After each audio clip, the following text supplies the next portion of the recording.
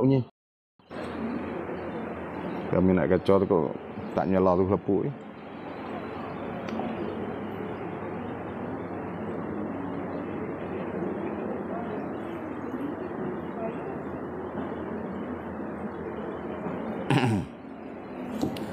Bismillahirrahmanirrahim.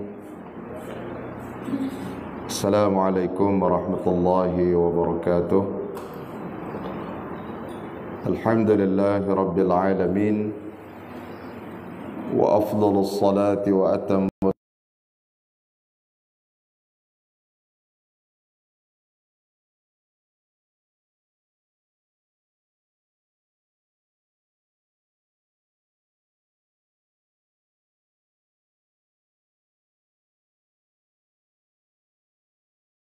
bihi ajma'in. Subhanaka la ilma lana illa ma 'allamtana innaka antal alimul hakim wa la hawla wa la quwwata illa billahil aliyyil azim.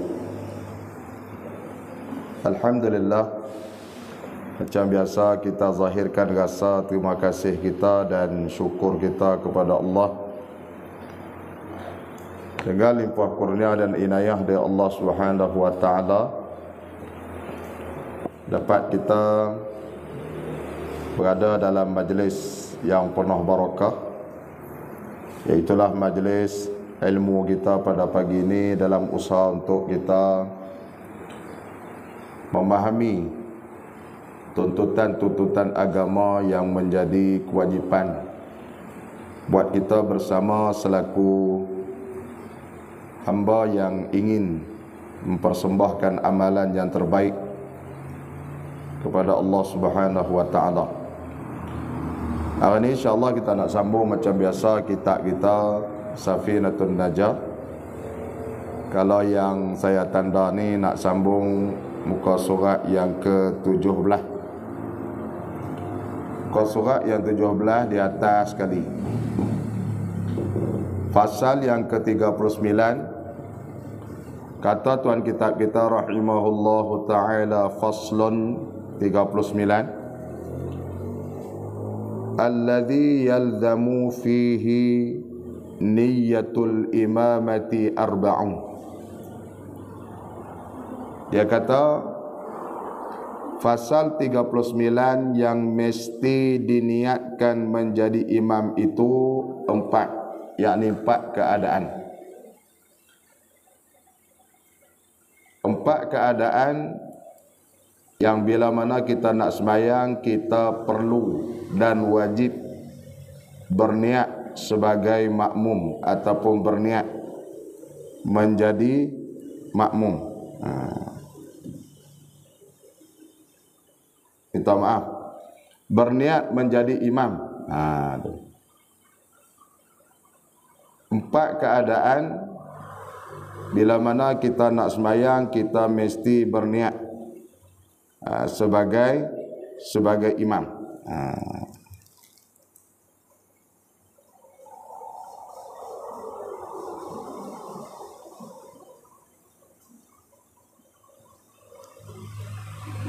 Di sini ni nak cerita berkaitan dengan makmum ni. 4 solat ni orang nak sembahyang dia kena niat berjemaah. Tu. Dia kena niat berjemaah, dia tak boleh niat seorang. Ni 4 benda kita nak mengaji ni. 4 benda ni bila mana nak semayang dia kena niat berjemaah. Dia tak boleh niat seorang-seorang. Yang pertamanya dia kata al-jumu'atu. Semayang Jumaat. Jumu'atu ataupun jumu'atu. Semayang Jumaat wajib dia kena niat berjemaah. Sama ada tu imam ataupun makmum. Wajib dia kena niat berjemaah. Cuma makmum tu dia ada pembahasan panjang akhirlah. Cuma kita ambil secara umumnya, bila sembahyang tu dinamakan sembahyang Jumaat, maka wajib berniat berjemaah.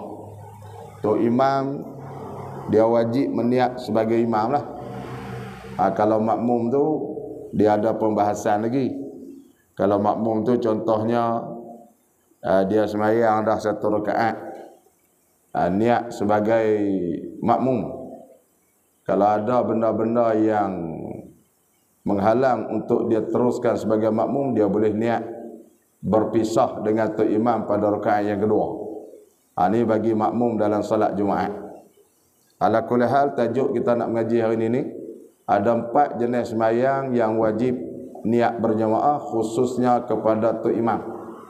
Dia kena niat dia tu sebagai imam. Ini 4 jenis solat ni. Yang pertamanya solat Jumaat lah. Solat Jumaat ni tok imam dia mesti kena niat imam. Kalau makmum tu dia masih ada penditilan. Maksudnya ada sebahagian makmum sembahyang Jumaat ni dia dan dapat 1 rakaat bersama imam, 1 rakaat lagi dia sembahyang sendiri, dia kira sah dah untuk mendapatkan Jumaat. Tu keadaan-keadaan tertentu lah. Keadaan-keadaan tertentu. Maksudnya bagi makmum ni dia wajib mendapat 1 rakaat dengan tok imam, dia akan dapat Jumaat. Macam tok makmum masbuk, tok imam habis 1 rakaat dah. Habis 1 rakaat, rakaat kedua. Kemudian makmum tu takbir sembahyang Jumaat. Selagi tok imam bagi salam ni, dia bangkit sembahyang tambah yang kedua tu, dia tak ada bukan sebagai makmum kepada imam Jumaat dah. Tapi sembahyang dia masih dikira sembahyang Jumaat. Tu yang makmum lah. Tapi kalau yang tok imam ni dia mesti berniat imam, bermula daripada takbir sampailah beri salam, dia mesti niat sebagai imam ataupun kekal sebagai imam selama mana dia mengimami solat Jumaat. Itu solat yang pertama yang wajib niat berjemaah, khususnya bagi tok imam lah. Khususnya bagi tok imam dia wajib niat berjemaah. Dia tak boleh niat sembahyang seorang. Yang kedua, sembahyang 5 waktu yang diulangi. Sembahyang 5 waktu yang diulangi dipanggil salatun mu'adah. Salatun mu'adatun. Sembahyang 5 waktu yang diulangi, mesti niat berjemaah. Sebab ulang tujuan nak jemaah. Dia sembahyang dah zuhur.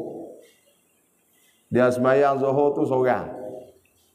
Bila dia sembahyang zuhur seorang, tiba-tiba mari orang berjemaah, orang ramai, dia nak ulang kelik zuhur. Ketika mana nak ulang tu, tok imam tu wajib niat sebagai tok imam. Tok imam tu wajib niat sebagai imam. Sebab apa wajib nak niat sebagai imam? Pasal ulang tu tujuannya nak pahala berjemaah. Bila nak pahala berjemaah dan ulang tadi pun tujuan untuk mendapat pahala berjemaah, maka ketika mana ulang tadi ni wajib berniat berjemaah ataupun imam mesti berniat berjemaah. Bata pasal apa pula? Pasal ulang tadi ni tujuannya nak dapat pahala berjemaah. Zuhur sembahyang dah, hak betul sembahyang dah. Dia sembahyang dah seorang. Sembahyang zuhur hak fardu tu dia sembahyang dah seorang, tiba-tiba ada 3 orang baru sampai. Bila ada 3 orang baru sampai, dia nak ulang kelik sembahyang tu, dia mesti niat imam ataupun mana-mana tu imam mesti kena niat imam. Sebab sembahyang zuhur telah dilaksanakan, yang kedua tu nak ulang kerana nak ambil fadilat berjemaah.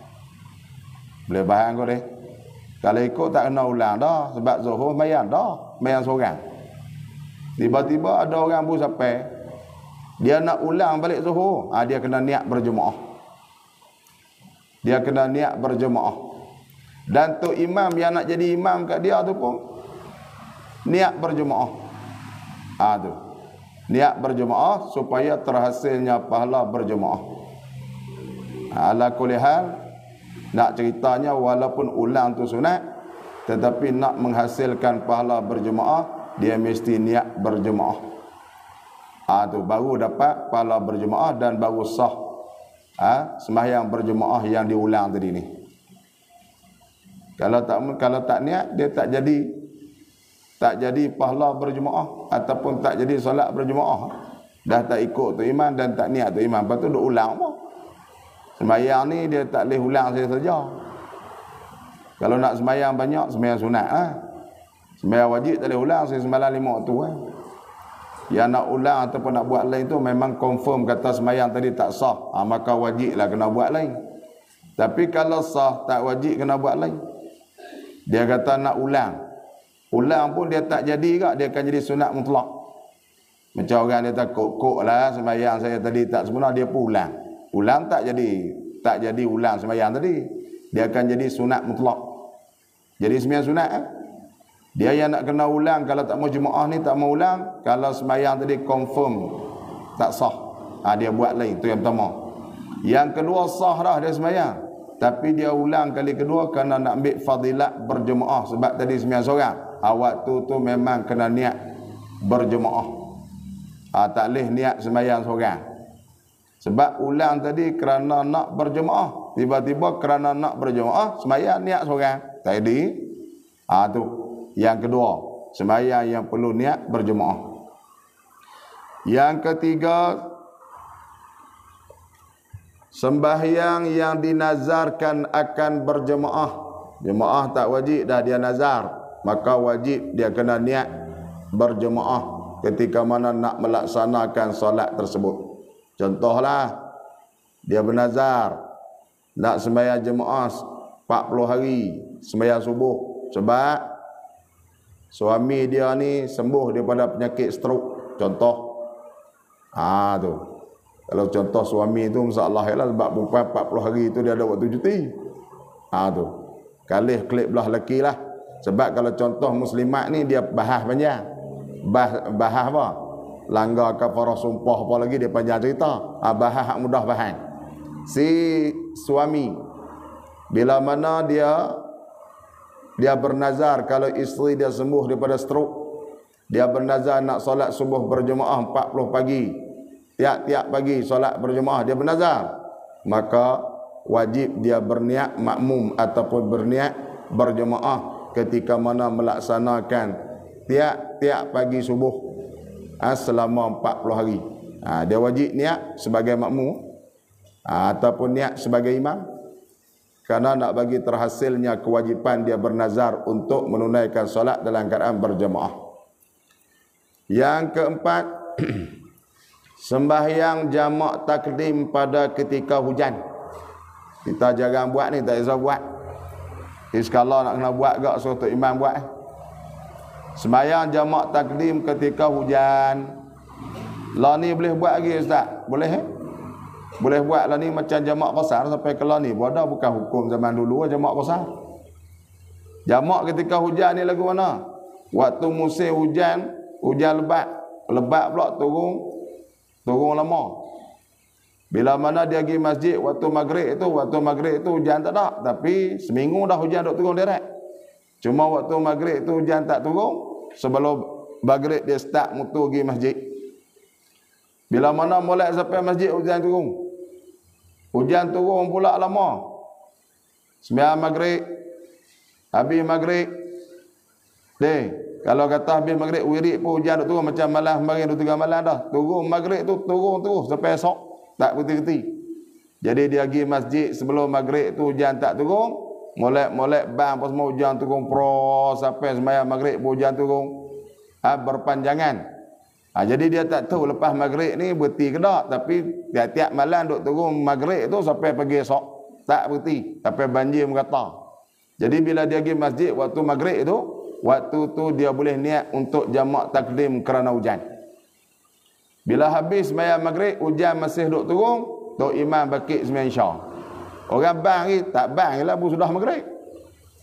Tok imam bakit sembahyang isya, bakit sembahyang isya. Sembahyang 4 rakaat beri salam, wirid-wirid baca doa, golong-golong keng bi kemah molek, start mutu klik lah hujan. Sampai di rumah lagi masuk untuk isya dah sembahyang, tak kena. Boleh ke ustaz? Boleh doa apa ni? Sembahyang jamak takdim ketika hujan. Jadi jamak takdim ketika hujan tu, waktu buat jamak isya tu wajib kena niat sebagai makmum ataupun niat berjemaah. Serta imam pun dia niat sebagai imam. Kerana diberikan peluang untuk jamak takdim bagi sembahyang isya tu kerana memberi peluang untuk berjemaah. Beri peluang untuk berjemaah maksudnya dibenarkan syarak untuk buat jamak takdim, jamak takdim hujan ni kerana nak beri orang jaga solat berjemaah Isya. Sebab kalau orang kelik nak mari pula payah. Ustaz, kalau kita tunggu Isya masuk tak payah sembahyang buat kuliah. Boleh juga buat kuliah, tak payah sembahyang. Ini nak royak kalau nak buat jamak boleh tak boleh? Boleh hukum dia. Dia faham ni? Hujan turun seminggu duk turun tak berhenti-henti. Dia mau pergi masjid, sembahyang maghrib, tok imam kata malam ni kita buat jamak takdim sebab saya ni nak kena kelik tengok cucu buat kerja sekolah. Ayah dia tak ada. Minggu depan cucu periksa. Tok imam kata nak kena kelik awal, takut cucu tidur. Maka dibenarkan untuk buat solat jamak takdim kerana hujan di masjid. Tu kalau tak mau buat wajib kena buat, tak wajib. Tak mau buat tak apa. Habis kuliah maghrib pakat duk wiri, zikir, sembang. Dia tok siap pecah kopi apa minum kot kerusi batu masjid tu. Sampai ban Isya. Boleh? Ni duk oyak kalau nak buat jamak takdim boleh tak boleh? Boleh. Dengan syarat hujan mesti turun dengan pada kedua-dua waktu solat tu. Bukan kedua-dua waktu, kedua-dua solat. Maksudnya lepas beri semalam lepas beri salam maghrib tu hujan tak berhenti lagi. Lepas tu takbir sembahyang Isya, hujan tak berhenti lagi. Tu syarat dia. Tapi kalau bobo molek Assalamualaikum warahmatullahi, hujan serak. Niat dah jamak takdim, hujan serak. Tak boleh buat jamak takdim. Tak boleh buat sebab hujan serak dia mesti hujan turun dengan dua waktu maghrib dan juga waktu masuknya dia takbir sembahyang Isya. Waktu tak masuk dia takbir sembahyang Isya. Jadi kalau lepas beri salam, molek hujan serak, terbatallah peluang untuk melaksanakan jamak takdim. Niat ada lagi tadi? Niat dah. Kita mana nak tu hujan nak serak, niat siap-siap. Niat nak buat jamak takdim, tiba-tiba hujan berhenti. Walaupun berhenti saat, yang penting dia berhenti, maka hilanglah kebolehan untuk melaksanakan jamak takdim kerana hujan. Ni kita tak bisa buat ni. Kalau sekali kena buat ke, nak bagi orang tu. Kadang-kadang tak bisa buat, orang tak tu tak boleh. Kadang-kadang tak bisa buat, orang tak tu tak boleh. Contohlah, dalam bab orang be'ih mayang, dia sudah berak.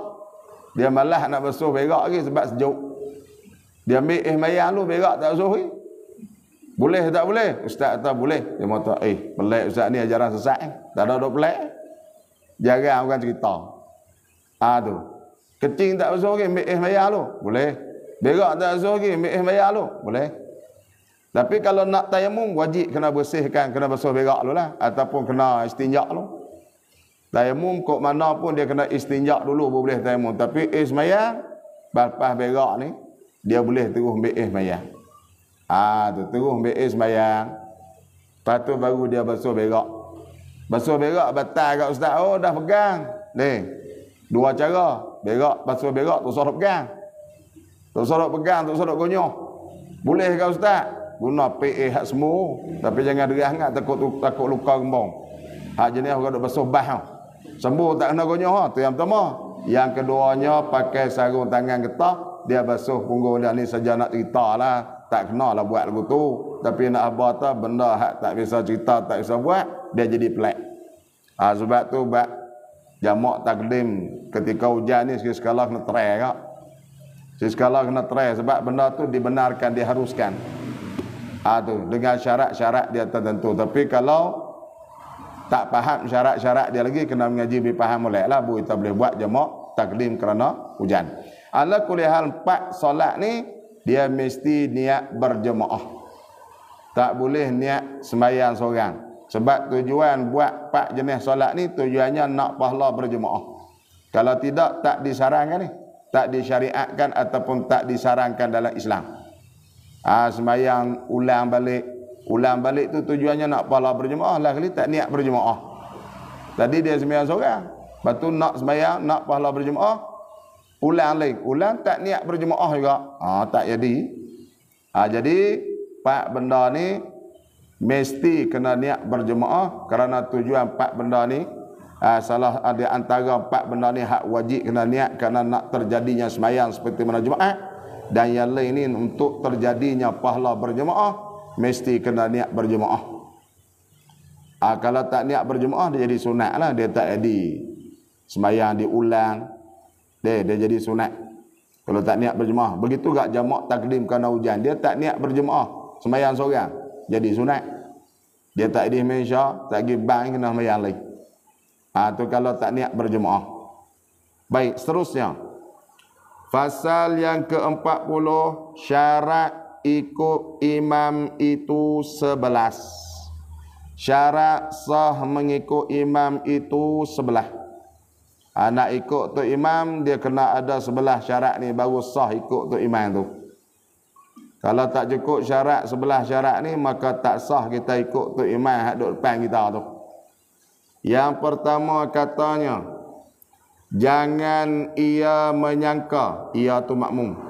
Jangan ia makmum menyangka batal sembahyang imamnya dengan hadas atau lainnya lain daripada hadas. Tak kiralah dia sangka dan kuat sangkaan dia ni, kata sembahyang tu imam tu tak sah. Maka tak sah dia ikut. Dia duk berasa berat hati ni tak sah sembahyang ni. Dia berat hati. Dia sangka kata sembahyang tu imam dia tak sah, maka dengan sebab tu dia tak boleh ikut. Sehingga ada ulama kata kalau tu imam tu memang sah pun, dia sangka kata tak sah, dia tak boleh ikut kau. Tu. Dia sangka kata tak sah dengan sebab berhadas contohnya. Berhadas guna dia tengok tu imam tu nak pergi sembahyang masjid, bini dia salam dengan dia. Lepas tu tengok-tengok sampai masjid tu, terus masuk dalam masjid.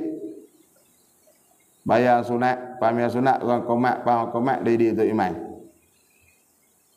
Dia ni duk kata, takkan tak ambil sembahyang, salam dengan bini dia, batal sembahyang. Dia berat, dia zon kata, tu imam tu berhadas. Maka, tak sah dia niat makmum kepada tu imam tersebut. Tu sebab dia sangka kata tak sah. Ataupun dia zon, dalam bahasa Arabnya sebut zon, bahasa Melayu panggil sangka. Sangka ni perasaan berat hati dia kata sembahyang tu imam tu tak sah. Jadi kita tak boleh sangka buruk kepada tu imam.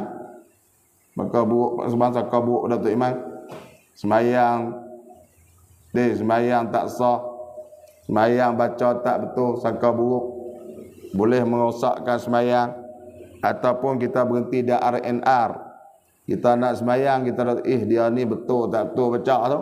Dia awal dengan dia ikut. Tu. Padahal nak ikut boleh.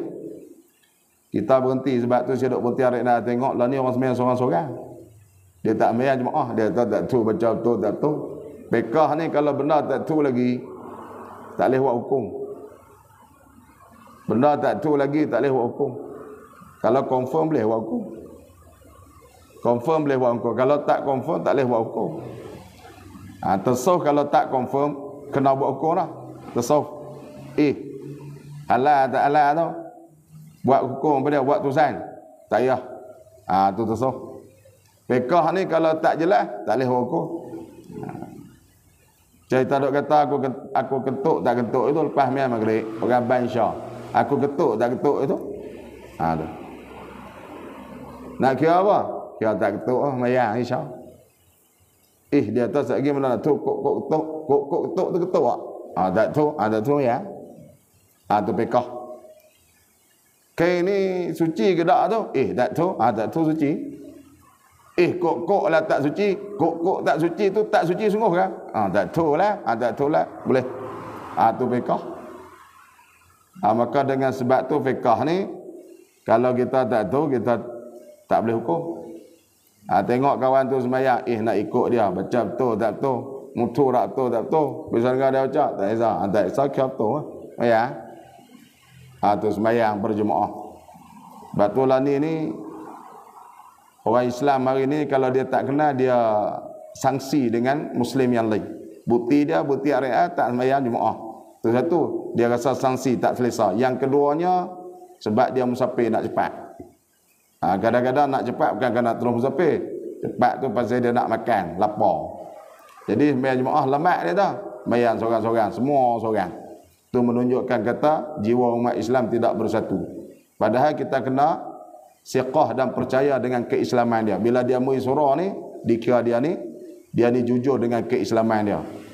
Maka kita sembahyang berjemaah sebagai simbolik ataupun sebagai tanda kesatuan umat Islam. Di samping kita tidak mengetahui benda yang terlindung dari pandangan dan pengetahuan kita, maka kita boleh ikut dan sembahyang. Melainkan kalau jelas-jelas tak betul tu pun saya cerita dah, itu tak betul, bacaan dia tu tak betul, yang boleh mengubah makna ke tak. Kalau tak betul tadi tak mengubah makna, tak menyebabkan rosak sembahyang, cuma salah dia baca tak betul, tapi sembahyang dia tak rosak.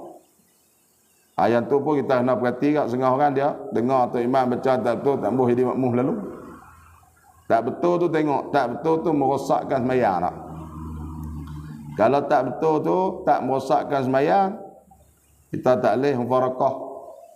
Tak boleh kita mufarakah ataupun tak boleh mengelak daripada berjemaah. Tu. Kalau merosakkan sembahyang tu lainlah, dia ubah huruf apa semua. Baik. Tu yang pertama. Syarat nak sah mengikut tu imam. Yang kedua, janganlah ia makmum yaqini wajib qada sembahyang atas imamnya. Jangan dia yakin kata sembahyang tu imam tu sembahyang yang perlu diulang balik. Sembahyang yang perlu diulang balik guna sembahyang imam dengan tayamum. Tu sembahyang imam dengan tayamum, dia tak berwuduk, dia tayamum. Sebab kelokte ni seminggu dah tak ada. Bila kelokte ni tak ada seminggu dah, tu imam tu dia tayamum. Tayamum pada tempat yang selalu ada seperti mana kampung ataupun pekan, selalu ada tiba-tiba tak ada tayamum tu sembahyang seseorang tu mesti diulang waktu kedatangan air. Lepas seminggu ada kelik, kena ulang balik semua. Dia tak panggil qada, dia panggil ulang. Sebab apa? Sebab sembahyang dia sembahyang. Qada ni kalau dia tak sembahyang sebelum tu qada. Dia wajib ulang sembahyang balik dengan menggunakan wuduk. Sebab apa kena ulang? Dalam mazhab Syafi'i, kerana tempat tu adalah perkampungan ataupun satu kota yang selalunya ada saluran dan penyediaan air daripada pihak kerajaan. Tiba-tiba terputus bekalan air selama seminggu. Maka sembahyang tetap wajib kena sembahyang, kena tayamum. Lalu sembahyanglah dengan tayamum. Dan sembahyang dengan tayamum tu adalah sembahyang yang wajib diulang semula ketika mana ada air. Ketika mana ada air, yang tak kena ulang ni, tempat yang tak ada air dia tayamum. Contohnya dia musafir. Masuk waktu sembahyang tak ada. Nak ambil sembahyang tak ada, cari sungai pun tak ada. Bekalan pun tak ada, maka dia tayamum waktu tu sembahyang. Dan tayamum dia sah, solat dia sah dan tak wajib diulang. Kalau tempat yang selalu ada wajib diulang sembahyang semula. Tu orang yang sembahyang dengan tayamum. Termasuk juga orang yang tayamum ketika mana dibaluk anggota wuduk dia, tangan dia aksiden, dia sembahyang, dia tayamum. Tayamum pula, tayamum sebagai ganti tempat tak kena wuduk di tangan tu lah. Tempat lain kena ambil sembahyang. Orang yang kaki tangan dia baluk, dia ambil sembahyang, basuh muka. Lepas tu basuh tangan, hak boleh basuh. Sampai tangan hak tak boleh basuh tu, dia ambil kain tolak lap muka dengan tangan, tepuk debu tayamum di muka dengan dua tangan. Lepas tu baru sambung basuh kepala, basuh telinga, basuh kaki. Tu cara nak tayamum, jangan tayamum saja. Ni cerita dalam mazhab Syafi'i. Hak ustaz lain cerita kat dalam TV ke apa ke tak kena ambil sembahyang pada tu lain daripada mazhab Syafi'i. Ataupun dia guna fatwa-fatwa yang telah digariskan oleh Jabatan Mufti untuk mempermudahkan kita. Ni mengaji kitab fiqh, cerita kitab fiqh Syafi'i, Syekh Hurai mengikut kitab fiqh Syafi'i dulu. Esok kalau sakit ke apa ke, rojok lain ustaz. Ni nak buat gina ustaz ni. Ustaz tu kata, Jabatan Mufti kata, boleh buat lagu ni pun tak apa dah. Ikut. Tu hak ni, hak kita mengaji dalam mazhab kita lagu tu. Esok kalau nak keringanan, rujuk ustaz-ustaz kita, ahli majlis fatwa, tanya lagu mana ni, nak kena ulang balik dak sembahyang ni, saya duk buku ni, dia jawab lagu mana, ikut dia. Tapi tanya yang berautoriti lah, yang berautoriti seperti mana guru-guru yang kita yang terlibat dengan ahli majlis fatwa ataupun terlibat dengan benar-benar yang bersangkut dengan fatwa dan sebagainya lah. Di peringkat jabat agama dan sebagainya, rujuk. Baik. Jadi kalau balut pada anggota tangan, dia tayamum. Dan bila mana selesai balut esok ni, dia kena ulang balik sembahyang dia. Boleh saya lama ni, ikut mazhab Syafi'i lama mana pun nak ulang balik lama tu. Dalam mazhab Syafi'i. Sebab tu saya kata kalau tak larat ni rujuk jabat agama tanya lagu guna hukum. Rujuk bahagian fatwa ataupun bab hukum akam. Tu ataupun jabatan mufti. Bahagian hukum akam.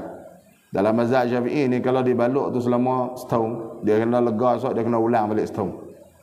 Baik uduk macam biasa, sembahyang ulang. Waktu zuhur sembahyang hak hari ni punya, lepas tu qada zuhur, hak dia waktu dia duk sembahyang dengan tayamum waktu tangan berbaluk. Dia kena tanda berapa hari dia tinggal dalam masa setahun, sebulan 30 hari, setahun kali 360 hari contohnya, maksudnya 360 kali zuhur, 360 kali asar, 360 kali maghrib. Itu dalam mazhab Syafi'i. Tak agak ustaz, rujuk orang yang berautoriti, orang-orang yang terlibat dengan hukum hakam, fatwa-fatwa baru. Jabatan mufti tengok dia kata guna. Dia kata lagu ni boleh ikut. Tu selama mana benda tu datang daripada badan-badan yang berautoriti untuk mengeluarkan hukum-hukum baru. Tanya Ustaz Naim tak boleh. Ustaz Naim dia akan habah lagi tak, sebab dia bukan mufti.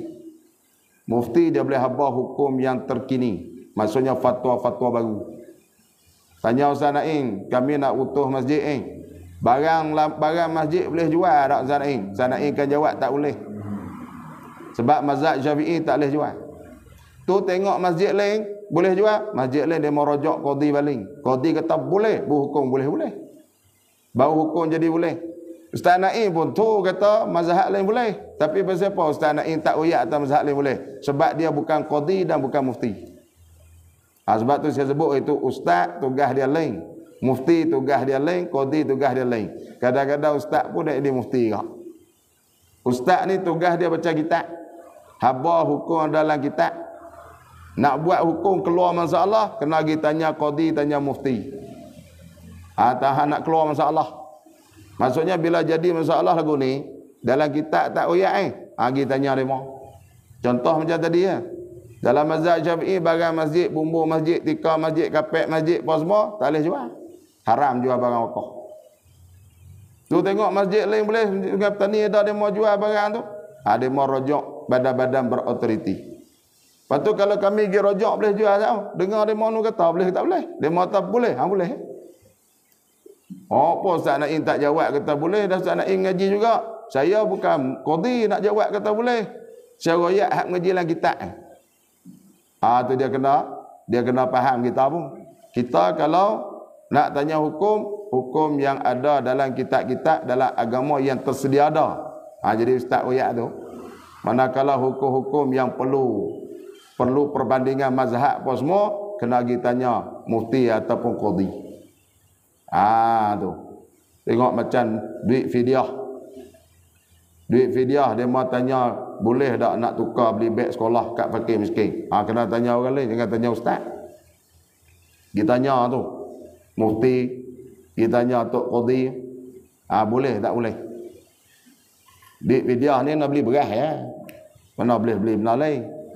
Tapi dia mau kata beras kawan tu banyak dah, cuma duit tak ada nak beli beras sekolah. Nak buat guna. Boleh tak boleh guna duit fidyah beli beg sekolah? Pergi tanya tok mufti. Tok peti jangan tanya ustaz ni. Sebab ustaz dia hanya cerita hukum yang sedia ada. Sebab tu nak jadi ustaz ni pun jangan langgar perenggan dan kotak orang lain. Kadang-kadang dia pun jadi tok peti kak. Buat keluar fatwa siap-siap dah. Fatwa tak boleh tak ada dalam dia istihad kuno dia guna kaedah dia kata boleh. Ustaz tak boleh, dia kena ikut dalam kitab. Baca dalam kitab, royak kat orang. Lepas tu orang nak salah. Contohnya orang salah faham bab nikah kahwin, bab cerai-berai.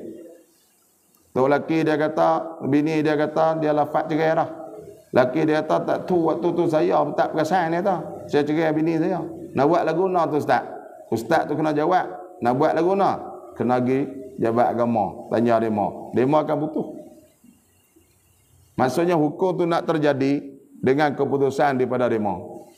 Contohnya demo dengar penjelasan begini-begini daripada dua pihak ni, demo waktu tusan kata tak jatuh talak. Tak jatuh. Demo waktu tusan kata jatuh. Kadang demo tanya saya, takkan ustaz tak tahu tu? Bukan masalah tak tahu. Masalah saya tak boleh buat tusan sebab saya bukan ada lesen untuk buat tusan. Lesen nak buat tusan ni tok qadi. Sebab tu dalam Islam dia ada qadi, dia ada mufti. Ada tujuan dia. Islam membentuk sistem qadi dan juga sistem mufti ataupun ifta. Dia ada sistem dan ada tujuan dia. Tu baik. Tu yang kedua. Yang ketiga, janganlah yang diikutkan itu makmum. Dia ikut makmum buat tu iman dia. Contoh masuk masjid ramai-ramai, dia tengok ada haji man ke apa kan, dia ikut haji man tu. Sahaja aku sembahyang maghrib 3 rakaat makmum, dia ikut haji man. Tengah-tengah duduk sembahyang tengok haji man tu, rupanya dia ikut tu iman lain. Tu. Kena niat mufarakah ataupun berhenti daripada sembahyang tu, lepas tu sembahyang lain. Ataupun niat mufarakah, ada ulama kata bila tahu tu terus niat mufarakah daripada dia. Tak payah ikut lagi sebab dia ternyata adalah makmum bagi orang lain. Ataupun ada ulama sebut juga memang kena berhenti sebab dia sembahyang tadi itu ternyata yang dia sembahyang tadi ni bukanlah tok imam, dia merupakan makmum bagi tok imam yang lain. Yang seterusnya, yang keempat, janganlah makmum yang bagus bacaan mengikut imam yang tidak bagus bacaan. Bagus ini bukan sedap nah. Bagus di sini maksudnya baca Fatihah betul dengan tajwid Fatihah. Tu bagus. Dalam bab imam makmum dia fokus Fatihah sebab Fatihah ni bacaan yang wajib. Rosak Fatihah, rosak sembahyang. Surah ni rosak bacaan tajwid tak menyebabkan rosak sembahyang. Bab dosa pahala tu bab lain, bukan bab lain lagu nah. Dia tak bersangkut sah batal. Tapi rosak Fatihah dia bersangkut dengan sah batal sembahyang. Jadi bagus ni baca Fatihah betul.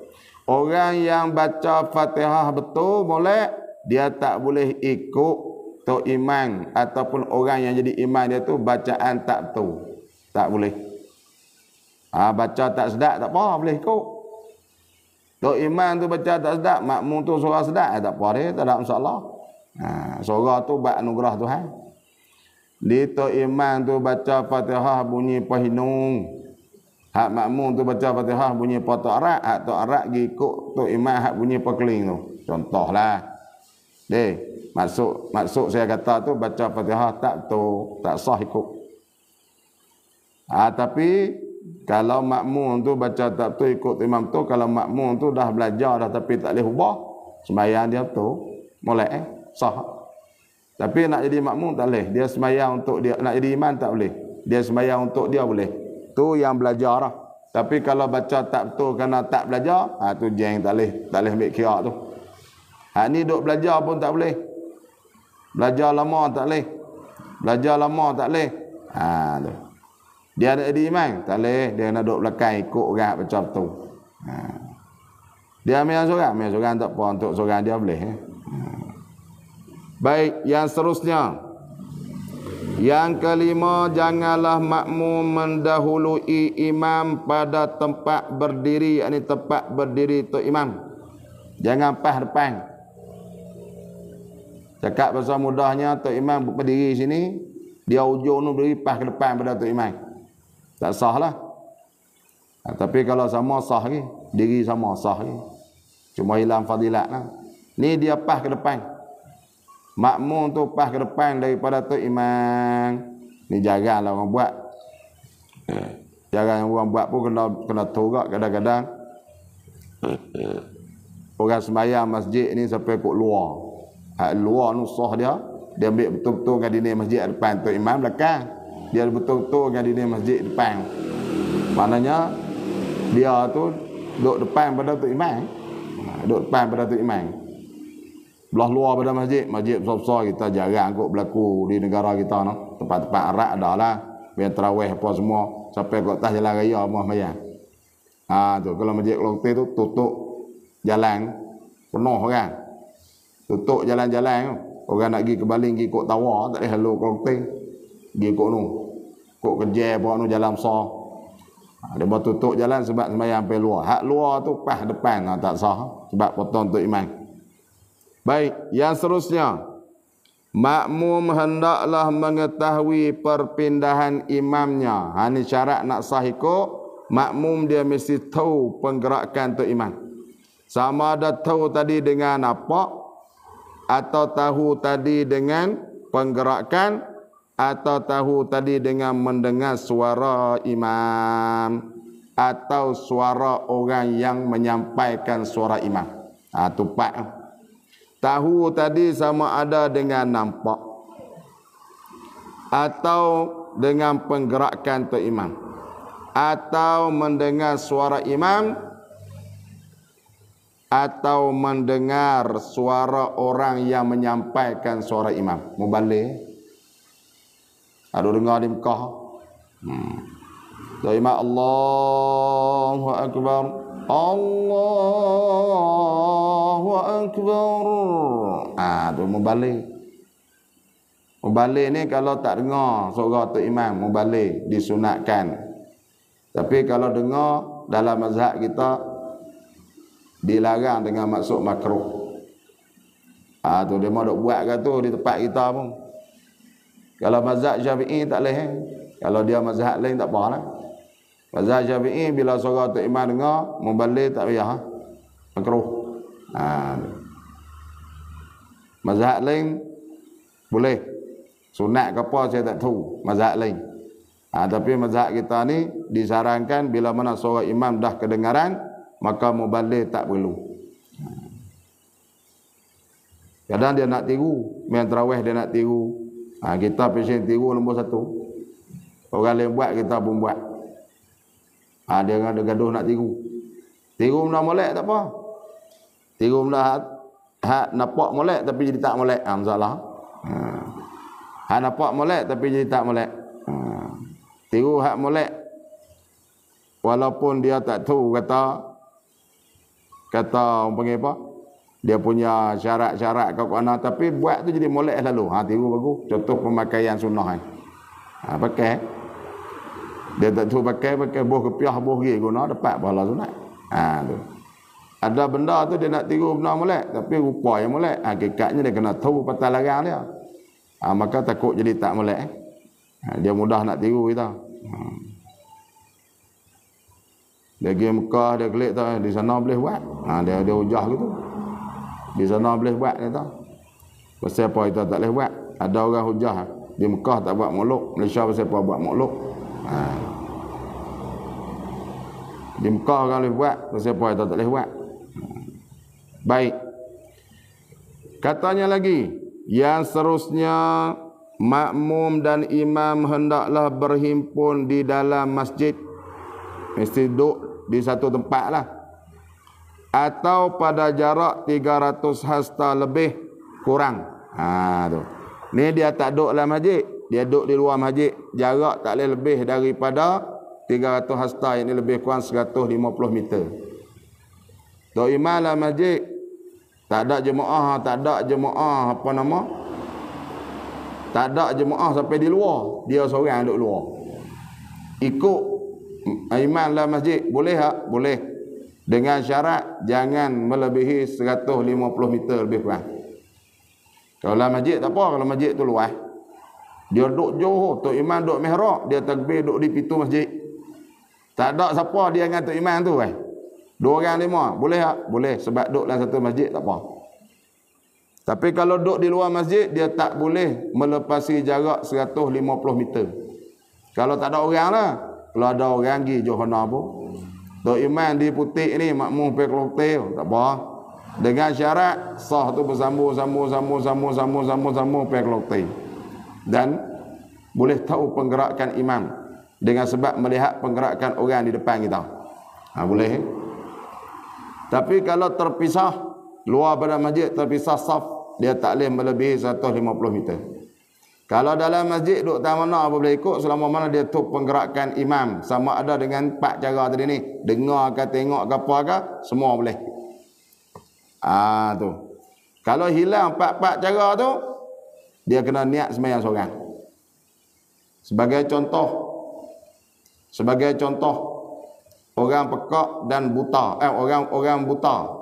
Tu. Orang buta, dia sembahyang dalam masjid di kat atas.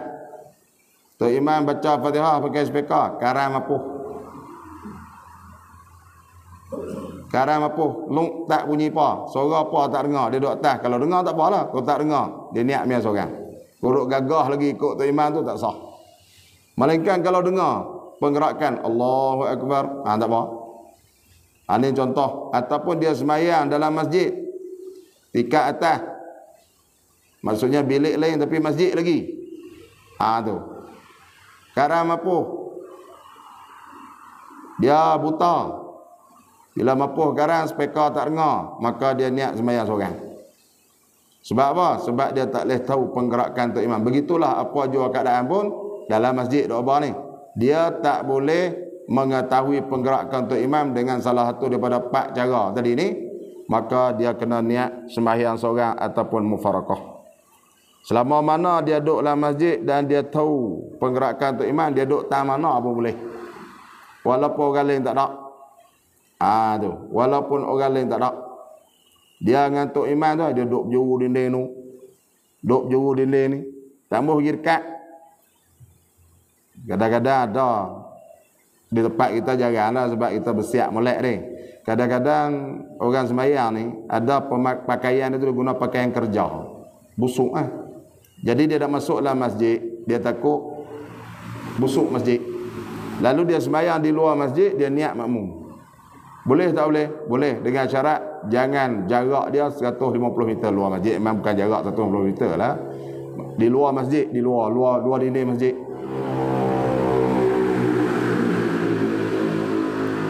Di luar dinding masjid, masih masjid. Setengah tu masih masjid lah, setengahnya dia beranda. Tak apalah kalau beranda bukan masjid pun boleh lagi. Sebab dia bukan terpisah 150 meter. Tu. Sebab baju dia busuk dan sebagainya. Nak masuk dalam masjid. Masjid ni orang pakai wangi-wangian. Kita selalunya pergi masjid memaning pun lubuh minyak wangi lah. Jarang lagi busuk tu. Kalau busuk pun busuk nak makan lah. Petai jeruk lah, genuak jambah lah apa lah. Okok dong apa lagi macam-macam lah. Tu hak busuk tu lah. Hak lain tak lah. Jarang lah orang pergi pakai baju berlemuh busuk, jarang. Tapi tempat-tempat lain, negara-negara lain, kadang dia mau buat kerja, pakaian kerja tu dia mau masuk sembahyang. Sebab dia mau pegang kaedah selama mana suci, maka pakaian tu sah dibawa dalam sembahyang. Melainkan surau lah, surau dia hukum jadi tak mengaji dalam kitab-kitab lah. Dia mesti nampak tu imam, pintu kena ada, belah depan tu surau. Kalau masjid dia tak syarat, tak ketat. Pintu kok mana tak apa. Janji ada pintu tutup pun boleh. Janji ada pintu. Jangan dia mau gisel pintu tu ataupun orang panggil apa? Tempat dia duduk tu ditutup keseluruhan. Ditutup keseluruhan. Tapi nak masuk ke mana ni? Mesti ada pintu ke? Bila ada pintu tak ada masalah. Tu kalau masjid lah. Kalau tutup surahan nak masuk ke umbung kira pintu tu. Ala kulli hal nak abah kata dalam masjid tak ada masalah. Dia punya patalaran tak kuat. Cuma surau lah macam kita duduk mengaji tu. Kena nampak tu imam pintu pula, kena pintu berdepan, pintu belakang tak boleh. Tu surau. Boleh tengok dalam kitab-kitab duduk mengaji bab sembahyang jemaah lah. Yang seterusnya, makmum hendaklah niat mengikut atau niat berjemaah. Mesti niat kata nak ikut tu imam. Syarat nak ikut tu imam mesti kena niat ngikut tu imam. Dah dia nak ikut tu imam, Kalau dia nak ikut tu imam, dia tak niat makmum nak ikut pula. Jadi bila mana orang tu dia nak niat dan nak sah mengikut tu imam tu, dia kena niat mengikut tu imam baru sah mengikut. Tiba-tiba tak niat nak mengikut pula. Ini mudah sikit, tapi mudah takut tak faham lah. Mudah sangat-sangat lah ni. Dah nak ikut tu imam tu, niat lah. Supaya kita kata ni, supaya kita kata apa? Nak puasa, kena niat lah puasa. Nak sembahyang, kena niat lah sembahyang. Nak jadi makmum, kena niat lah jadi makmum. Baru jadi makmum. Tu. Dah nak ikut lah. Sebab tu bila niat ni, dia mesti ikut tu imam. Lepas tu saya sebut berulang kali macam mayat ni, mayat jenazah. Dia niat makmum. Ada setengah tu dia tak ikut tu imam dengan maksud dia mari lewat. Tu imam takbir 3 kali lah.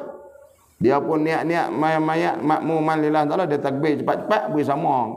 Takbir dengan tu imam supaya nak beri salam sama-sama dengan tu imam. Tu batal sembahyang dah tu. Tu saya sebut dah, cuma ulang. Batal sembahyang. Bila mana dia niat makmum, dia nak takbir dia mesti ikut tu imam dia. Tu imam takbir pun dia boleh takbir. Hak tak cukup tadi ya. Dia mesti takbir selepas daripada beri salam tu imam. Takbir tu mewakili rakaat sembahyang. Dia masuk rakaat pertama pada rakaat ketiga tu imam. Dia nak rokok kedua, dia mesti tunggu tu imam rokok pada rakaat keempat tu imam, dan rokok keempat tu imam tu adalah rokok yang rakaat kedua bagi makmum. Dia tak boleh cepat beri sama rakaat, lagu tu gak takbir. Dan apa sahaja sembahyang yang dia berniat makmum, dia mesti ikut tu imam. Lagi sikit lagi. Yang ke-9, hendaklah aturan sembahyang makmum dengan imamnya selari. Apa maksud selari? Jangan pula imam sembahyang kusuf gerhana sedangkan makmum sembahyang maktubah, sembahyang fardu hak biasa. Tak boleh. Sebab aturan dia tak selari. Sembahyang gerhana lagu lain. 2 kali rokok, 2 kali qiyam. Tu tak selari. Kalau selari sembahyang lain-lain, boleh selari penggerakan. Maksudnya sama, 1 rokok, 2 sujud, ada i'tidal, ada tamakninah, sama. Cuma sembahyang lain-lain, boleh, tak ada masalah. Macam kita duk buat sembahyang sunat, sembahyang wajib ikut sembahyang sunat, boleh. Tu sembahyang sunat ikut sembahyang wajib, boleh, tak ada masalah. Cuma nak fadilat lebih tu dia kena sama jenis sembahyang. Fadilat lebih. Kalau sembahyang Isya ikut tu imam tarawih, dapat pahala jemaah, tapi fadilat dia tak penuh. Pahala berjemaah dapat tapi tak penuh dia punya fadilat berjemaah.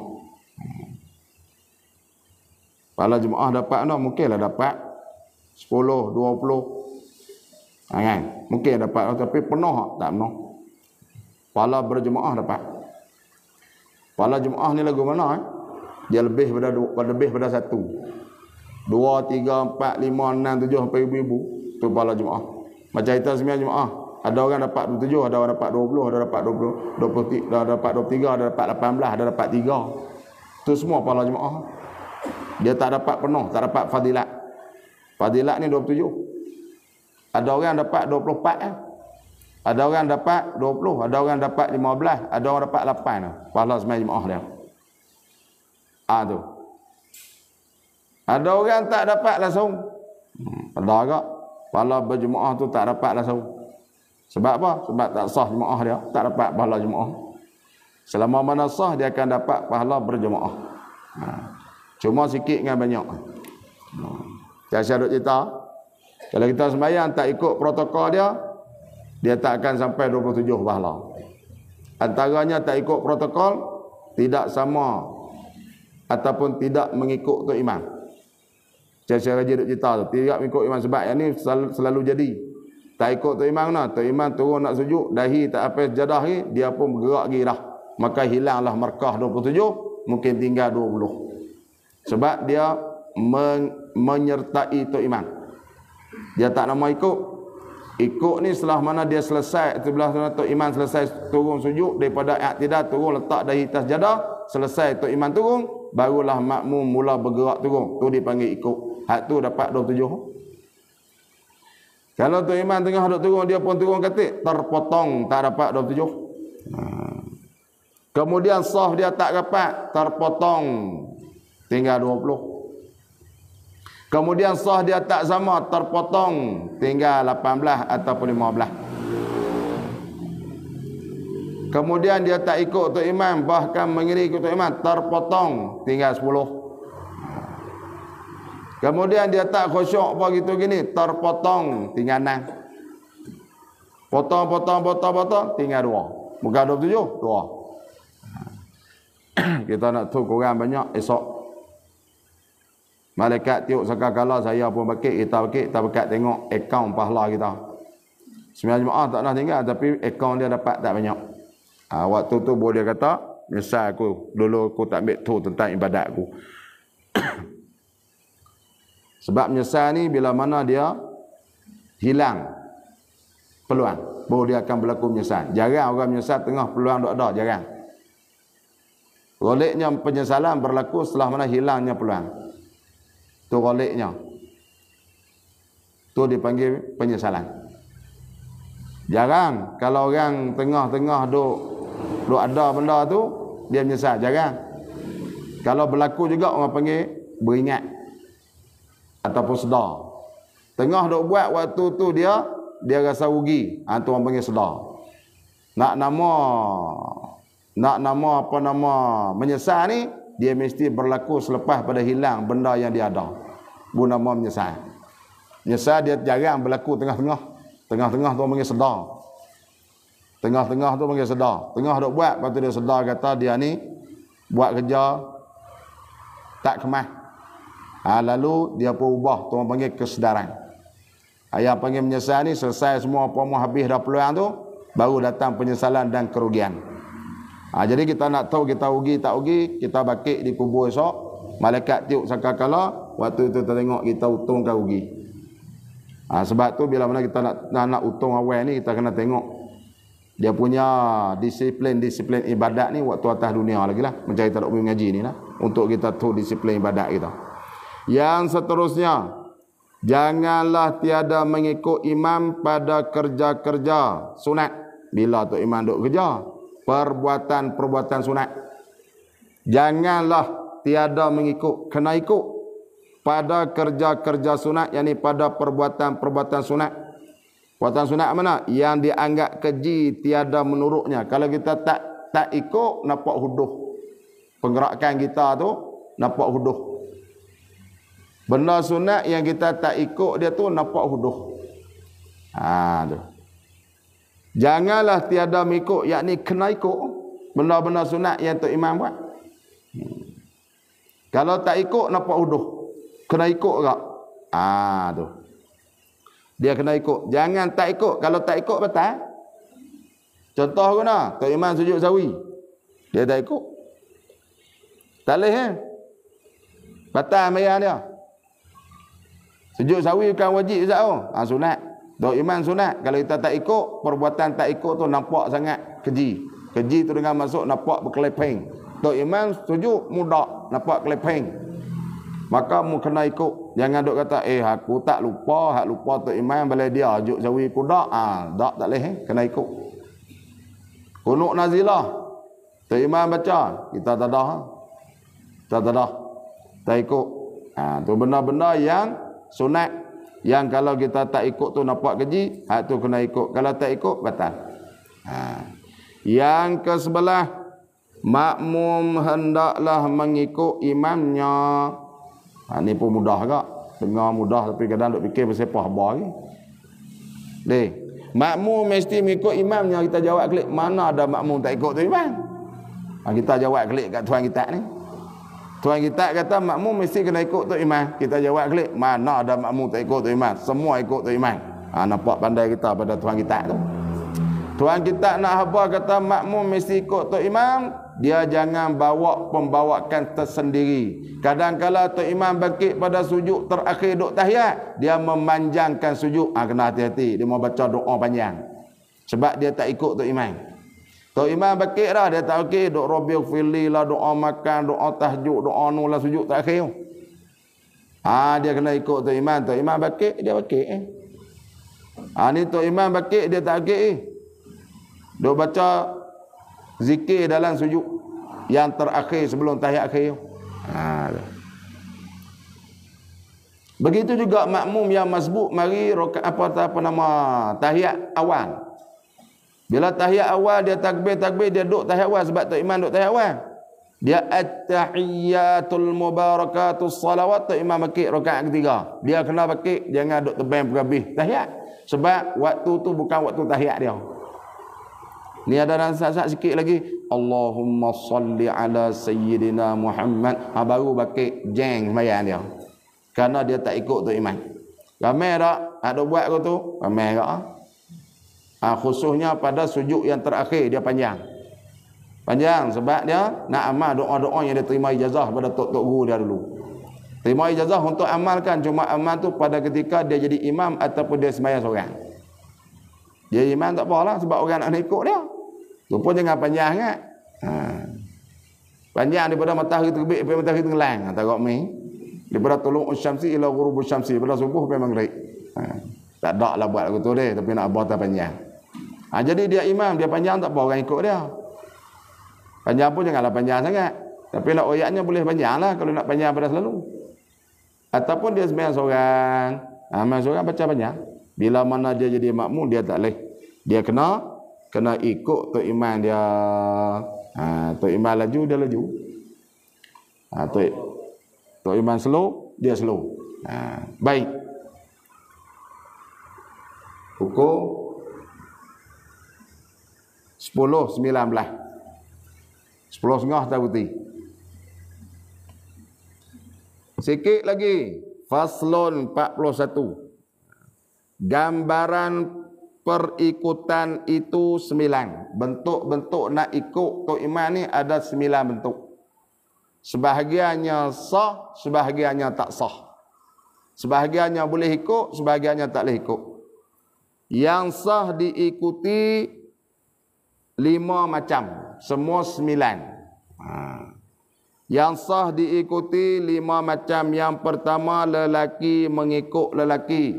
Tu clear tu. Duk ikut, duk tengok dah selalu. Yang kedua, perempuan mengikut lelaki. Hak ni pun clear agak. Tak ada masalah. Hak ni hak sah belakang ni. Yang ketiga, khonsa. yakni orang yang memiliki 2 jantina. Khonsa tu mengikut lelaki, boleh. Khonsa pula ada 2 jenis. Khonsa muskil dengan khonsa wadih. Dia kena ingat ni, takut-takut kena adik-beradik. Minta lindunglah adik-beradik yang Allah Ta'ala uji dengan ada khonsa. Esok tak tahu hukum nak cara dia lagu mana. Khonsa muskil ni ada 2 alat, kita tak tahu yang mana berfungsi ataupun kedua-dua berfungsi. Tak tahu dia ni jatang ke tidak. Tu khonsa muskil.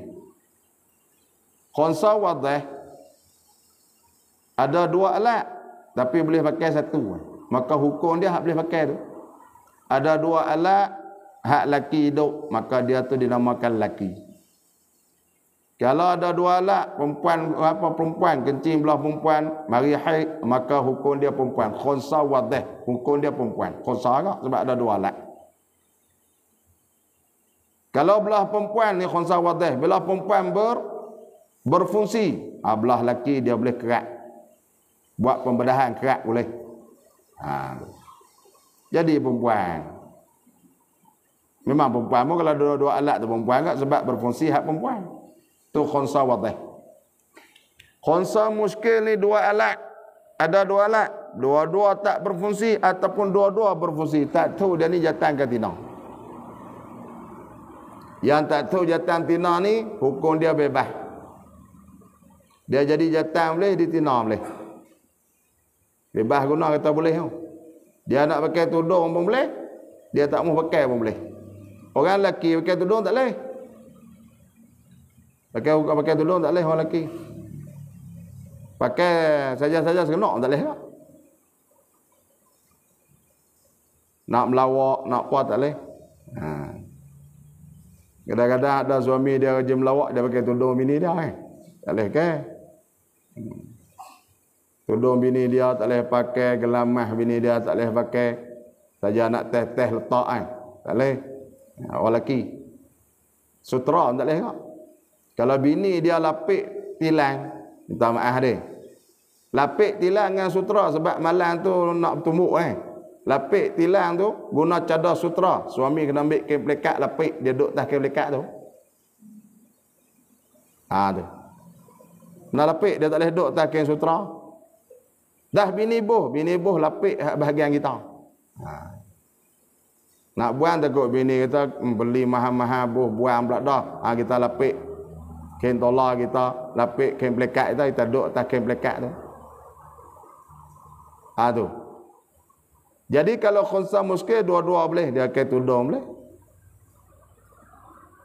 Dia tak boleh kain tudung boleh. Pagi-pagi dia beli nasi lemak pakai jubah dengan tudung. Petang pula dia beli nasi goreng pakai seluar jeans dengan baju t-shirt. Tuan kedai tengok tengah. Dia tahu pagi tadi bukan kok abang tu dia tahu. Bukan tengok abang bukan kak mari dah kata tadi. Tu. Dia sepayah nak sebut, dia tahu mari tadi. Tadi kakak.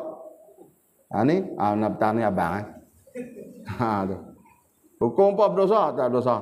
Dengan syarat dia khusam muskil lah. Jamban pun tu masuk ke mana? Malu lah kita Ustaz. Kami perempuan dia masuk belah kami. Tak kena malu. Sebab dia pun macam perempuan kak. Pada ketika tu macam perempuan. Bukan dia perempuan, macam perempuan. Masuk tanah lelaki pun tak malu. Sebab dia pun macam lelaki kak. Khusam muskil. Yang paling ketara kali paraik. Paraik nak kira lelaki ke perempuan. Tu nak kena tu. Mati mak ayah. Nak tu. Kalau tak tu pun rojok ni malah. Pergi pejabat tanya ni. Mati ni apa mah harta banyak ni tolong kira zat harta apa gitu gini. Kena paraik. Harta kena paraik, jangan beri sama rata. Kalau beri sama rata kena ada syarat. Sama rata kena ada syarat. Mak pak mati, harta ada bang solong tak bagi sama rata dia. Tak boleh, melainkan ada syarat pun boleh. Bercukup syarat.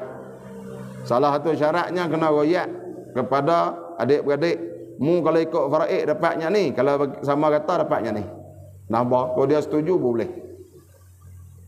Kalau dia tak setuju haram bagi sama rata. Kalau tak ikut syarat, bukan kata dia tak setuju, banyak syarat. Kalau tak cukup syarat tak boleh. Salah satu syarat yang paling penting sekali, semua adik-beradik dia kena tahu. Mengikut faraid dia dapat banyak ni. Bagi sama rata dapat banyak ni. Dia hangguk boleh. Yang kedua, kena semua setuju nak bagi sama rata. Kalau seorang tak setuju, wajib hak seorang tu diberi mengikut faraid, hak balance tu baru bagi sama rata pada hak setuju. Contoh 7 beradik, 6 beradik setuju sama rata, seorang tak setuju. Hak seorang tu bagi mengikut faraid. Dan 6 orang haram mencela dia. 6 orang kata berpulung teratur tidak bagi sama rata tak apa deh. Mu yang salahnya sebab mencela orang yang patuh pada hukum Tuhan. Jangan kata apa, kata dah dia nak berfaraid lah, kita ambil sama rata. Titik dekat tu. Kadang-kadang orang bagus enggak apa orang lain murih kak. Kacang. Kacang sunat aja pun. Musafir lambat dia malah apa kopi kawan tu main sunat bak dia pula. Maya lambat pula tahiyya je kah dengan dia mah. Poi kacang betul-betul nak main sunat di rumah ni orang banyak kerja lagi. Tak usah duk marah balai dia sembahyang kita pergi kena kopi. Sebab orang buat baik tak ingat duk kata apa. Lagu tu juga keluarga yang tak setuju. Keluarga yang tak setuju beri dia mengikut faraid. Sebab apa kena tanya lu ikut faraid? Sebab contohnya kalau lelaki perempuan. Anak lelaki perempuan, anak lelaki dapat 2 kali ganda. Kalau duit pak dia ada 3 juta, kalau bagi sama rata dapat 1,5 juta. Tapi kalau ikut faraid, hak lelaki dapat 2 juta, perempuan 1 juta. Royak ke dia? Kalau ikut faraid mu dapat 2 juta. Kalau ikut sama rata 1,5 juta. Mu nak hak mana? Gak-gak jawab mana? Kalau saya agak jawab hak 2 juta, tak mohlah ikut sama. Nak bagi faraid. Sebab tu nak royak. Kadang kalau mengikut faraid dapat banyak daripada bagi sama rata. Sebab tu nak bagi sama rata dia kena bersetuju semua ahli waris. Itu yang pertama. Yang kedua kena royak dulu. Faraid mu dapat banyak ni. Dia tak apa, kira enak sangat.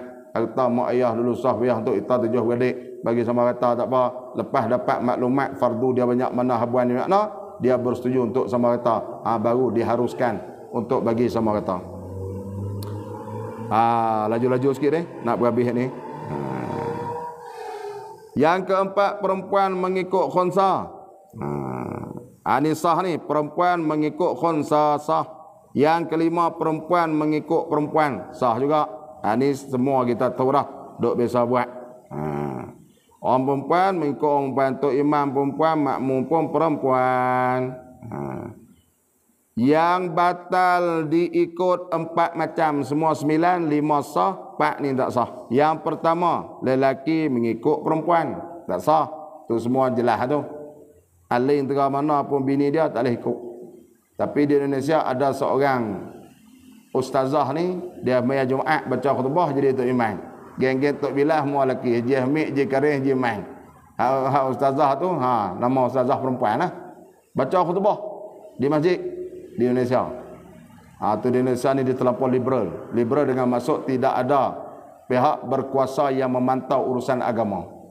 Sebab tu kita sebut dah hari tu, di Malaysia ni Ustaz Abdul Somad berpesan kena pertahankan institusi raja, pertahankan institusi agama, pertahankan institusi jabatan mufti dan sebagainya, kerana demo inilah yang akan pantau ajaran sesat ke apa ke. Kalau tak ada demo ni, kita akan jadi Indonesia. Isteri Kristian, suami Islam. Suami Kristian, isteri Islam. Tu. Dapat anak, kelam. Kristian campur Islam, kelam. Agama apa tak tahu. Tu. Ada anak yang beragama Islam dengan murninya Islam dia. Maksudnya warak. Lahir daripada keluarga, mak dia Islam, pak dia Kristian. Sebab tak ada hukuman kepada orang kahwin berlainan agama, tak ada tindakan. Esok negara kita kalau tak ada tindakan pun, dia akan berlaku lalu. Sebab Indonesia negara jiran. Dia akan berlaku lah negara kita itu.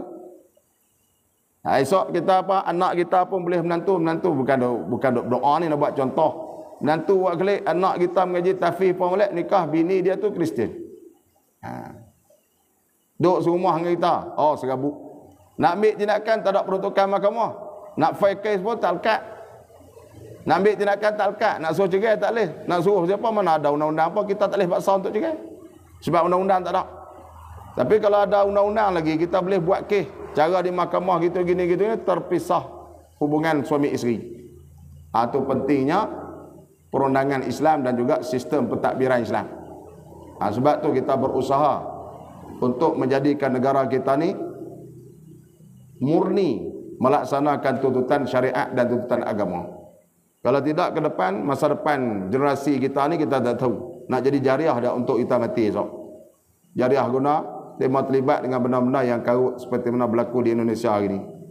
Ada yang buka puasa, pakai tudung molek perempuan, buka puasa, dia buat babi masak kicap. Dia kata, guys, hari ni paha babi masak kicap guys, kita buka puasa.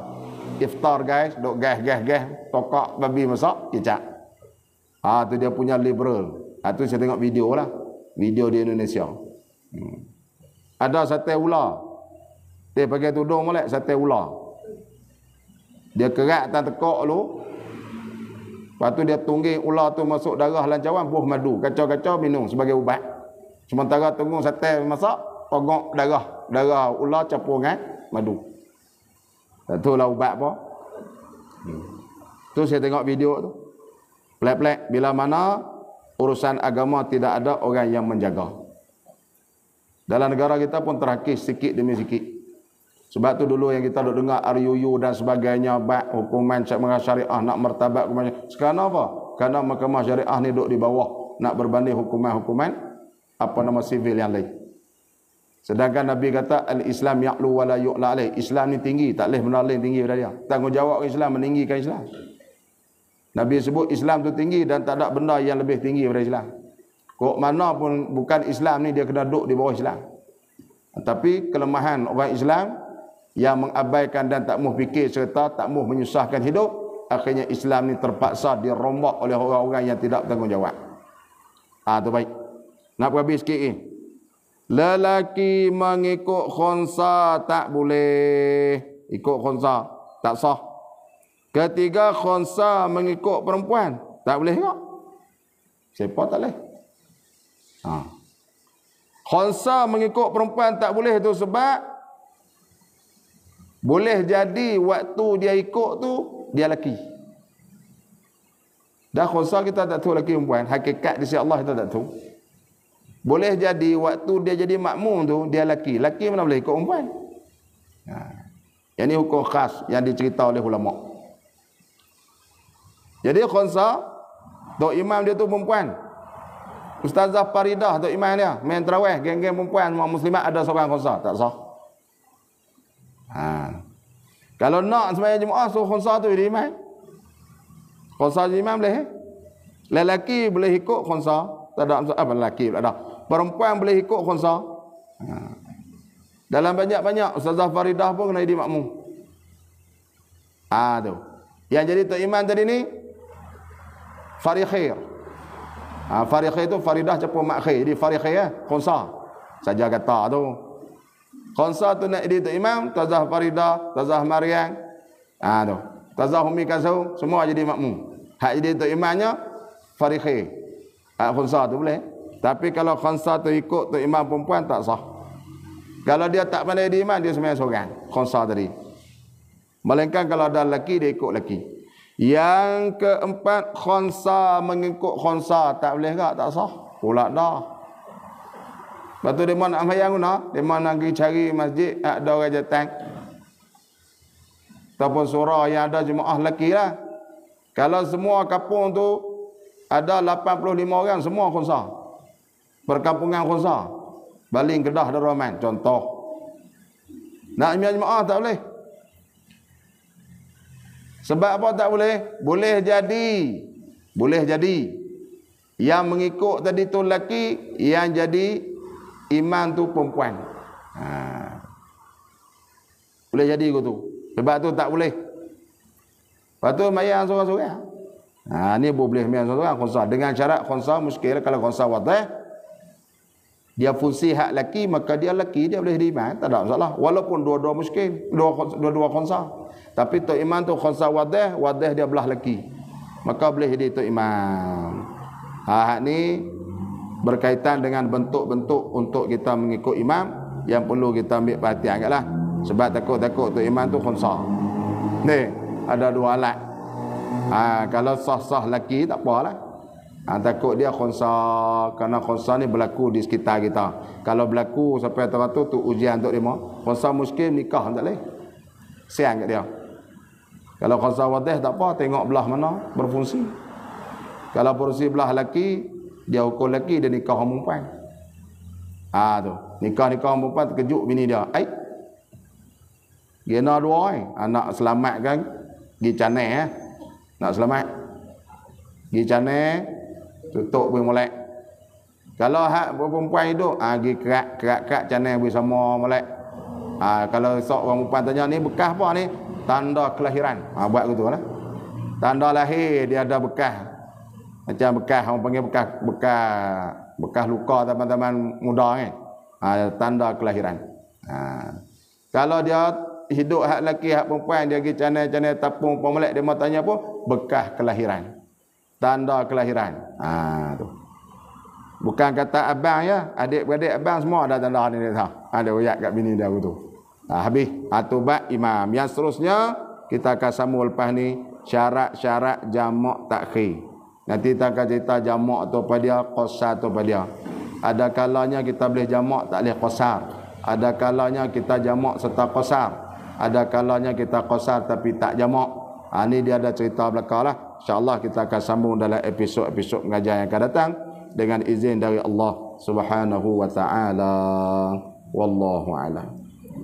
اللهم صل على سيدنا محمد في الأولين والآخرين سلم رضي الله تبارك وتعالى عن كل صحابة رسول الله أجمعين اللهم علمنا ما جهلنا وذكرنا ما نسينا رب زدنا علما والحقنا بالصالحين اللهم افتح علينا فتوح العارفين كما فتحتها على أنبيائك وأوليائك وعبادك الصالحين ربنا آتنا في الدنيا حسنة وفي الآخرة حسنة وقنا عذاب النار wa sallallahu wasallam alaihi walhamdulillahi rabbil alamin. Taqabbalallahu minkum.